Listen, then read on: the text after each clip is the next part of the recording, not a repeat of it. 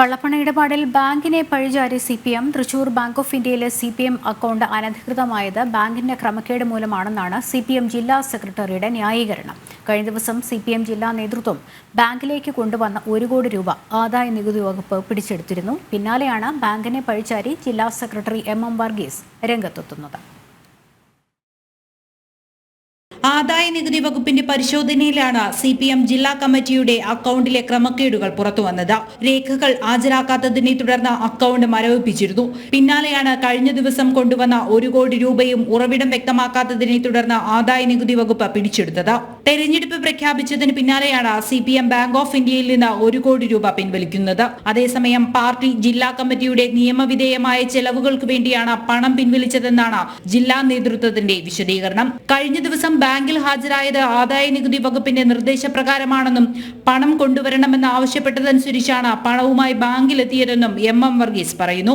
അതായത് ഏപ്രിൽ മാസം 5-ാം തീയതി ബാങ്കിൽ പരിശോധന നടത്തിയ ഇൻകം ടാക്സ് ഉദ്യോഗസ്ഥർ ആവശ്യപ്പെട്ടത് പ്രകാരം അതോടൊപ്പം ബാങ്ക് ഉദ്യോഗസ്ഥരുടെയും ഇൻകം ടാക്സ് ഉദ്യോഗസ്ഥരുടെയും ടെലിഫോൺ സന്ദേശത്തിന്റെ അടിസ്ഥാനത്തിൽ ജില്ലാ കമ്മിറ്റി ഓഫീസ് ജീവനക്കാർ ബാങ്കിൽ ഹാജരാവുകയുണ്ടായി.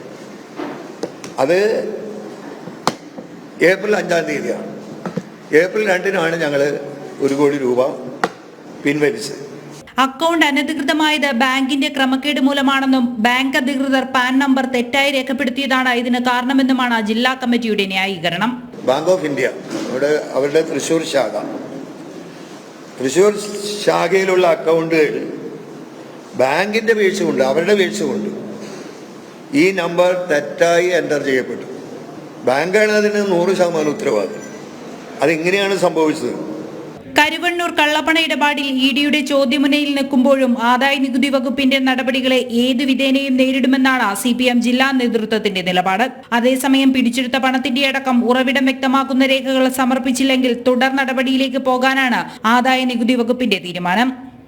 ജനം, തൃശൂർ.